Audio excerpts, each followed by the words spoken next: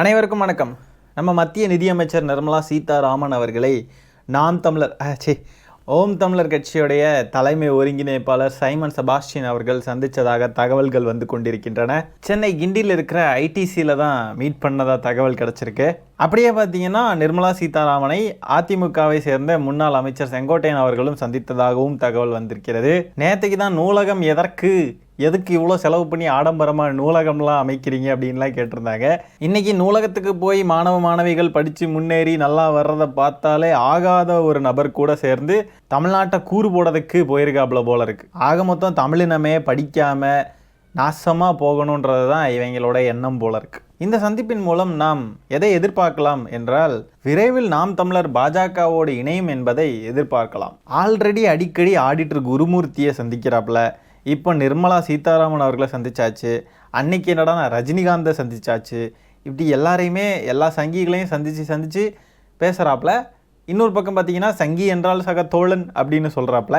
சங்கிகளை பார்த்து பேசுவது, சங்கிகளுடன் உரையாடுவது தான் தமிழ் தேசியம் போல. ஃப்ரெண்ட்ஸ், சந்திப்பில் என்ன பேசியிருப்பாப்புல, அம்மா தாயி நீங்கள் தான் அன்னை தெரசாவோட மறு உருவம்மா தாயி அப்படின்னு சொல்லி தம்பிகளை விசில் அடித்து நம்ப வைக்கிறேன் தாயி, என்னை எப்படியாவது அந்த வழக்கில் இருந்து மட்டும் விடுவிச்சிருங்க தாயி, பெரியாரை பற்றி மேடைக்கு மேடை பேசி திட்டி தீக்கிறேன் தாயி, நீங்கள் மனம் குளிரணும் தாயி, இறங்கி வாங்க தாயி. அப்பப்போ கூட்டணி கட்சியோட தலைவர்களை சந்திச்சாதான் அந்த கூட்டணி ஸ்ட்ராங்காக இருக்குமா. அதனால நம்ம இதெல்லாம் கேலி கிண்டல் பண்ணுறது ரொம்ப தவறுங்க. ஒரு அடிமைக்கு அவங்களோட எஜமான சந்திக்கிறதுக்கு எல்லா உரிமை இருக்குது. நம்ம தான் தேவையில்லாமல் அவங்களோட உரிமைகளுக்குள்ளே மூக்க நுழைச்சி அவங்கள ரொம்ப கேலி கிண்டல் பண்ணி அவங்கள ரொம்ப கார்னர் பண்ணுறவங்க. ரொம்ப தவறான செயலுங்க இதெல்லாம். அடே சோம்பிகளா, உங்களை உங்கள் அண்ணன் எங்கே கொண்டு போய் நிறுத்தியிருக்கான்னு பாருங்கடா, நிர்மலா சீதாராமன் கிட்டடா. நோ, இது தமிழ்நாட்டு நலனுக்கான சந்திப்பு. அந்த சந்திப்பில் என்ன நடந்திருக்கும் அப்படின்னு பார்த்தீங்கன்னா, என்னங்க நீங்கள் எங்களுக்கு டீலிமிட்டேஷனு மும்மொழி கொள்கை அது இதுன்னு சொல்லி பிரச்சனை மேலே பிரச்சனை கொடுத்துக்கிட்டே இருக்கீங்க, அந்த நீட்டு பிரச்சனையை முடிப்பீங்களா மாட்டிங்களா? எத்தனை பிள்ளைங்க செத்துக்கிட்டு இருக்காங்க தெரியுமா எங்கள் தமிழ்நாட்டில் இருந்தே. ஒழுங்காக அதுக்கு ஒரு முடிவு கொண்டு வாங்க, இல்லைனா எனக்கு கெட்ட கோவம் வந்துடும் அப்படின்னு சொல்லிலாம் ரொம்ப தமிழ்நாட்டு நலனுக்காக பேசியிருப்பாப்புல அப்படின்னு தான் எனக்கு தோணுது. நீங்கள் எல்லாருமே தப்பாக நினைக்கிறீங்க. இஸ்லாமிய மக்களையெல்லாம் நீங்கள் நிம்மதியாகவே இருக்க விட மாட்டீங்களா? நான் உங்களை எவ்வளோ பெருமையாக சாத்தானின் பிள்ளைகள்னு சொல்லி அவங்கள உயர்த்தி பேசுகிறேன். நீங்கள் என்னன்னா இந்த வக்ஃப் வாரிய சட்டத்திருத்த மசோதான்ற பேரில் இஸ்லாமியர்களெல்லாம் கொடுமைப்படுத்துறீங்க. உங்கள் பாஜக அரசு ஏன் இப்படி மட்டமாக செயல்படுது தமிழ்நாட்டு மக்களுக்கு எதிராக, அதுலேயும் முக்கியமாக இஸ்லாமியர்களுக்கு எதிராக? என்னங்க உங்களுக்கு நாங்கள்லாம் பாவம் பண்ணணும்? இப்படியெல்லாம் ரொம்ப ஆக்கப்பூர்வமாக அரசியல் பேசியிருப்பாப்லங்க. ஆகவே அன்பார்ந்த தமிழ் சமூக மக்களே, இந்த சங்கிங்கள்ட்டெல்லாம் கொஞ்சம் கவனமாக இருங்க. ஒட்டுமொத்த சங்கிகளும் அணி திரள்றாங்க. தமிழ் மொழியையும் தமிழ்நாட்டையும் மொத்தமாக அழிக்கிறதுக்கு துரோகிகளும் எதிரிகளும் காத்துக்கிட்டு இருக்காங்கன்றதை தெரிஞ்சுக்கிட்டு அதுக்கேற்ற மாதிரி நம்ம கவனமாக இருக்கணும். அடுத்ததாக ஜோசப் விஜய் அவர்களும் நிர்மலா சீதாராமன் அவர்களை போய் சந்திக்கலாம் அப்படின்றத நம்ம எதிர்பார்க்கலாம். ஆனால் ஜோசப் விஜய் ப்ரோ உஷாராயிருவார். அவங்க ஏற்கனவே பேசி வச்சுருப்பாங்க. சைமன் செபாஸ்டியன் வர்றப்போவே அவனை எல்லாரும் காரி துப்புவாங்க.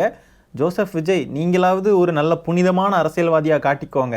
நீங்கள் சைமன் செபாஸ்டியன் மாதிரி வெட்ட வெளிச்சமாக அம்பலப்பட்டுறாதீங்க ஜோசப் விஜய். நீங்கள் யாருக்கிட்டையுமே மாட்டாமல் நீங்கள் நைஸாக டிஎம்கே அட்டாக் பண்ணி எங்களை காப்பாற்றி விட்டுக்கிட்டே இருக்கணும். ஓகே, அதாவது தமிழ்நாட்டோட நலனுக்கு எதிராக யார் இருந்தாலுமே அவங்களாம் பிஜேபி கூட போய் சேர்ந்துக்கிறாங்க பாருங்களேன். அவங்களுக்கு கரெக்டாக அது அங்கே தான் இருக்குது. அந்த ஒரு நெகட்டிவ் எனர்ஜி இருக்குன்னா அந்த நெகட்டிவ் எனர்ஜி இன்னொரு நெகட்டிவ் எனர்ஜி தான் அட்ராக்ட் பண்ணுன்ற மாதிரிலாம் சொல்லுவாங்க தெரியுமா. அது அப்படியே நடக்குது பாருங்கள். டெபாசிட்டே வாங்காமல் கட்சி நடத்துகிற இவனும் தேர்தலையே சந்திக்காமல் அமைச்சரான அவங்களும் வாவ் மீட் பண்ணியிருக்காங்க. என்ன ஒரு அருமையான காம்பினேஷன் பாருங்களேன். வர்ற 2026 தேர்தல் குறித்து தீவிரமாக ஆலோசனை பண்ணியிருப்பாங்கன்னு என்னோட உள் மனசு சொல்லுதுங்க. சைமன் செபாஸ்டியன் முழுசாக நனைஞ்சாச்சு, அப்புறம் எதுக்கு ப்ரோ முக்காடு போட்டுக்கிட்டு? எடப்பாடி பழனிசாமி அவர்களை மாதிரி டேரெக்டாக போய் காலில் விழுந்துட வேண்டியதானே? அடிமை சாசனம் எழுதி தருகிறேன்னு எழுதி கொடுத்துட்டு வர வேண்டியதானே? சைமன் செபாஸ்டியன் கிட்ட போயிட்டு நீங்கள் நிர்மலா சீதாராமன் அவர்களை சந்திச்சிருக்கீங்களே அப்படின்னு சொல்லி கேள்வி கேட்டதுக்கு, நான் ஒன்றும் சந்திக்கலையே, நிர்மலா சீதாராமனெல்லாம் நான் சந்திக்கலை, சந்திச்சா நான் சொல்லியிருக்க மாட்டேனா, எனக்கு என்ன பயமா அப்படின்லாம் சொல்லி மழுப்பியிருக்காப்புல. உண்மையை மட்டுமே பேசுறதுக்கு இவர் அப்படியே நிகழ்கால ஹரிச்சந்திரன் பாருங்க. இது வரைக்கும் உண்மை பேசியே பழக்கப்படாத ஒருத்தன் பேசக்கூடிய ஸ்டேட்மெண்ட்ன்றது உண்மையாவா இருக்கும்? அந்த புழுகாண்டியே இல்லைன்னு சொல்லியாச்சுன்னா அந்த இல்லைங்கிறது தான் போய் அப்போ நடந்திருக்குன்றது தான் உண்மை. இதே வாய் தான் விஜயலட்சுமி யாருன்னே தெரியாது அப்படின்னு சொன்ன வாய். அதுக்கப்புறமா என்ன நடந்துச்சுன்றது மக்கள் அனைவரும் அறிவிங்க. சைமன் உண்மைன்னு சொல்கிறது எல்லாமே பொய், சைமன் பொய்ன்னு சொல்கிறது எல்லாமே உண்மை. இன்னும் ஒரு 5-10 நாள் கழித்து வந்து ஆமாம் சந்தித்தேன், என்ன இப்போது என்ன தவறு இருக்குது அப்படின்னு சொன்னாலும் சொல்லுவான். நம்ம எல்லாத்துக்குமே ரெடியாக இருக்கணும். எனக்கு தெரிஞ்சு சைமன் செபாஸ்டியன் இன்னொரு டிமாண்ட் பண்ணியிருக்கலாங்க. என்னென்னா, தம்பி சாட்டை துரைமுருகனுக்கு ரெமி மார்ட்டின் மேலே ரொம்ப பிரியம். அந்த ரெமி மார்ட்டின் வந்து ஏதாவது வரி கொஞ்சம் குறைச்சிங்கன்னா நல்லாயிருக்கும், ரெமி மார்ட்டினுக்கு மட்டும் வரி கொஞ்சம் குறைச்சிங்கன்னா நல்லாயிருக்கும் அப்படின்னு சொல்லி இதையும் டிமாண்ட் பண்ணியிருக்கலாம். இப்போ இந்த சாம்பிகள் 2 காம்ப்ளிகேட்டடான கேள்விகள் கேட்குறாங்கங்க. ஒன்று என்ன அப்படின்னு பார்த்தீங்கன்னா, எங்கள் அண்ணன் நிர்மலா சீதாராமன் அவர்களை சந்தித்தாலுமே என்ன பிரச்சனை, அது ஒரு மரியாதை நிமித்தமான சந்திப்பு, இதில் என்ன இருக்குது அப்படின்னு சொல்லி கேட்டிருக்காங்க. நம்மளோட கேள்வி என்னென்னா, சரி இருக்கட்டும், மரியாதை நிமித்தமான சந்திப்பாகவே இருந்துட்டு போட்டோம். இதே மாதிரி எத்தனை தடவை நம்ம முதலமைச்சர் அவர்களையோ, தலைவர் திருமாவளவன் அவர்களையோ, இல்லைனா கம்யூனிஸ்ட் பார்ட்டிகளோட தலைவர்களையோ, இல்லை நம்ம சைடில் இருக்கிற யாரை வேணாலும் எத்தனை தடவை மரியாதை நிமித்தமாக சந்திச்சிருக்கான். அதுலேயும் முக்கியமாக இந்த டீலிமிட்டேஷனை எதிர்த்து நம்ம முதலமைச்சர் அவர்கள் அனைத்து கட்சி கூட்டம் ஏற்பாடு பண்ணியிருந்தாங்க. அதில் இவன் பங்கேற்கவே இல்லை. எதுக்காக? அடுத்ததான் இந்த நீட் விலக்குக்கு சம்மந்தமாகவும் ஒரு அனைத்து கட்சி கூட்டம் ஏற்பாடு பண்ணியிருக்காங்க, அதுக்கும் இவன் வரமாட்டேன்னு சொல்லிக்கிட்டு இருக்கான். அதுவும் எதற்காக? இப்படி ஆக்சுவலாக தமிழ்நாட்டோட நலனுக்காகன்னு சொல்லி அனைத்து கட்சி கூட்டம் ஏற்பாடு பண்ணுறதுக்கு கூட வரமாட்டான் அப்படின்றவன். அது மட்டும் இல்லாமல் இவன் பர்சனலாக இந்த மாதிரி போய் நம்ம முதலமைச்சரையோ, நம்ம கூட கூட்டணி கட்சிகளில் இருக்கிறவங்களையோ போய் இந்த மாதிரி மரியாதை நிமித்தமாக சந்தித்ததே கிடையாது. அப்படின்றப்போ இங்கே மட்டும் எதுக்கு மரியாதை நிமித்தமான சந்திப்பு வேண்டியிருக்கு? என்ன காரணம்?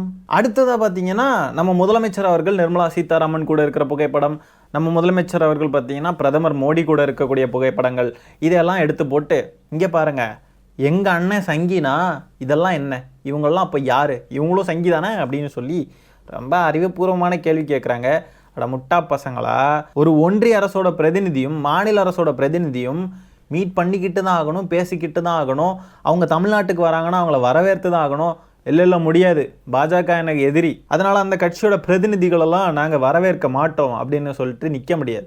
இது அடிப்படை அரசியல் நாகரிகம். அது மட்டும் இல்லாமல் ஒன்றிய அமைச்சர்கள் கூட, பிரதமர் கூட நிறைய விஷயங்கள் பேச வேண்டியது இருக்கும், நிறைய விஷயங்கள் கேட்க வேண்டியது இருக்கும். அதையெல்லாம் அவங்க சந்தித்து தான் கேட்டுப்பாங்க. சைமன் செபாஸ்டியன் எந்த வகையில் தமிழ்நாட்டு மக்களுக்கான பிரதிநிதின்னு சொல்லிட்டு இப்போ நிர்மலா சீதாராமன் அவர்களை சந்திக்கணும்? எதுக்காக? இப்போ இந்த மாதிரி சந்திப்புகளுக்கு ஒரு அரசியல் காரணம் இருக்கும்ல.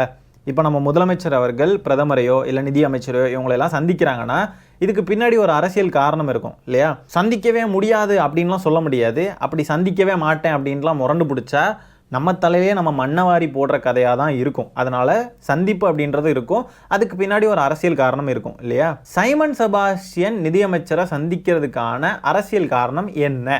அது மாதிரி இன்னொரு விஷயம் தெரிஞ்சுக்கோங்க ஜாம்பிகளா. இப்போ நம்ம முதலமைச்சர் வந்துட்டு பிரதமர் மோடியை வரவேற்றுட்டாரு, தமிழ்நாட்டுக்கு வராங்கன்றப்போ போய் வரவேற்றுட்டாங்க அப்படின்றதுக்காகலாம் திமுக வந்து பாஜகவை ஏற்றுக்குச்சு அப்படின்லாம் கிடையாது. கிறுக்குத்தனமாக நினச்சிட்டு இருக்காதீங்க. திமுகவோட அரசியல் எதிரி என்ன ஆனாலுமே பாஜக தான். ஆனால் பாஜக தான் ஒன்றியத்தை ஆளுது அப்படின்றப்போ, மாநில அரசாக திமுக இருக்குன்றப்போ அதோட பிரதிநிதிகள் அவங்கள வரவேற்று தான் ஆகணும், அவங்கக்கிட்ட பேசி தான் ஆகணும்.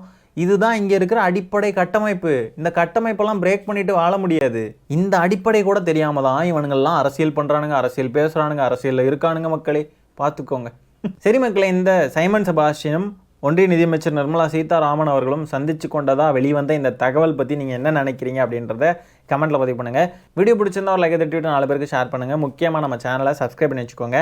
மீண்டும் இன்னொரு காணொலியில் சீக்கிரமாக உங்களை சந்திக்கிறேன். அது வரைக்கும் டாடா பை, டேக் கேர்.